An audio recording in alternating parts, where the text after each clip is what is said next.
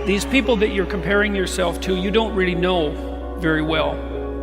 What that means is that you see their shiny outside, but you don't see the reality of their life. There's always people out there who are doing far better than you on pretty much anything you want to imagine. And if all you're doing is seeing yourself in their reflected light, let's say, then it's going to be pretty damn dismal. But it's not a good comparison because, well, first of all, there's danger in just comparing yourself to others, period, because they're not you. And God only knows what struggles they had to undertake to get to where they were, or what burdens they're currently carrying that you're not aware of. But you can certainly contrast yourself with yourself. And that's a lot better. It is the only way. Well, it's also the only way of really measuring anything approximating proper improvement. You can actually tell when you're a little better than you were yesterday. Right. And you can actually do that. That's another thing that's so interesting about it, is that you can actually make yourself a little better in some way, pretty much, well, I don't know if it's at every moment, but you can certainly do it every day.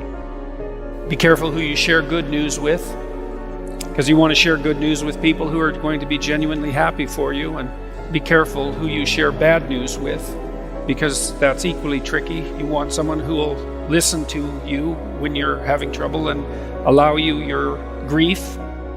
Beauty calls people to their higher being, I would say, and to make friends with beauty is to introduce yourself very carefully to one of the mysteries of life that make it worth living. There's never been a better time for the majority of people to be alive, and the future, although we're vulnerable and terrible things can always happen to us, it's hard to make a case that the future doesn't look comparatively positive.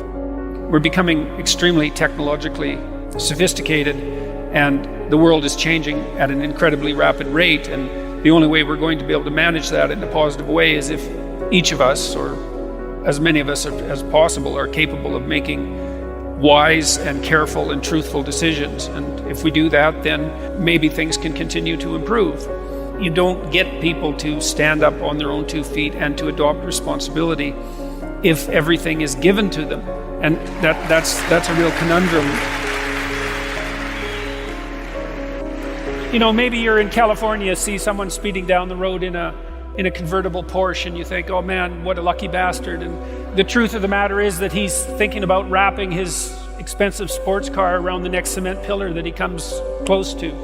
You know, you can't tell, and people have hard lives, and even people who are comparatively fortunate have hard lives. And the ideal that you're observing that makes you jealous and resentful is in large part an illusion that's created by your own mind.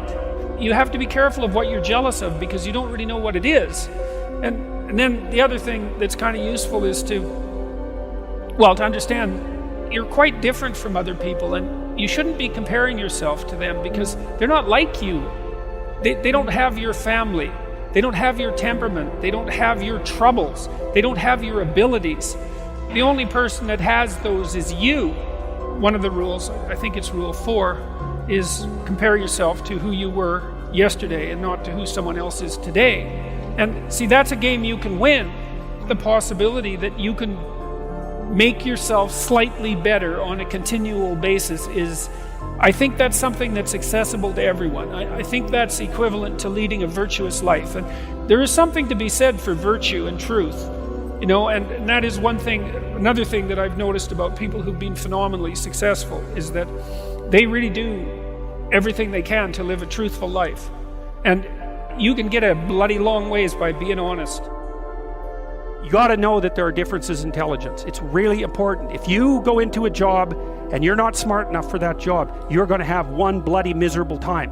And you're going to make life wretched for the people around you because you won't be able to handle the position. But what you really want to do, as far as I can tell, if you want to maximize your chances for both success and let's say well-being, is you want to find a strata of occupation in which you would have an intelligence that would put you in the upper quartile. That's perfect. Then you're a big fish in a small pond. And you don't want to be the stupidest guy in the room. It's a bloody rough place to be. So, and you probably don't want to be the smartest guy in the room either, because what that probably means is you should be in a different room. If you want to be the best at what you're doing, bar none, then having an IQ of above 145 is a necessity, and maybe you're pushing 160 in some situations, and maybe that's making you one person in 10,000 or even one person in 100,000. And then also, to really be good at it, you probably have to be reasonably stress tolerant and also somewhat conscientious. Why is it that smart people are at the top of dominance hierarchies? And the answer to that in part is because they get there first. Right? I mean, everything's a race, roughly speaking, and the faster you are, the more likely you are to be at the forefront of the pack. And intelligence in large part is speed. That's not all of it is. So if you're moving towards something difficult rapidly, the faster people are going to get there first. You're going to have to put some effort into your life, and you need to be motivated to do that. And so what are the potential sources of motivation? Well, you could think about them in the big five manner. You know, if you're extroverted, you want friends. If you're agreeable, you want an intimate relationship. If you're disagreeable, you want to win competitions. If you're open, you want to engage in creative activity. If you're high in neuroticism, you want security. Okay, so those are all sources of potential motivation that you could draw on, that you could tailor to your own, your own personality. But then there are dimensions that you want to consider your life across. And so we ask people about, well, if you could have your life the way you wanted it in 3 to 5 years, if you were taking care of yourself properly, what would you want from your friendships? What would you want from your intimate relationship? How would you like to structure your family?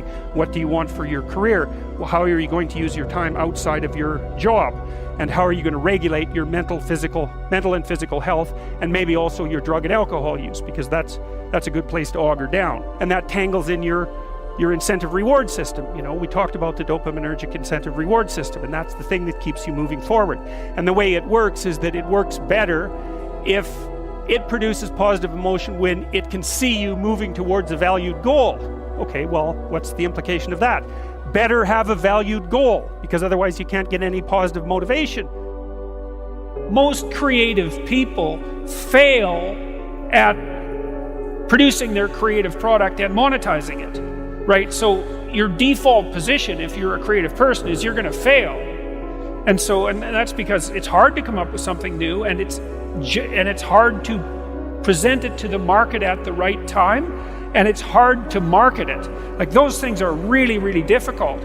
And so what successful entrepreneurs do is they just keep doing it over and over and over and over and over and over and over, and eventually, if they're fortunate, one of their ideas happens to hit the right place at the right time. Even if your idea is good, that doesn't mean it will be successful.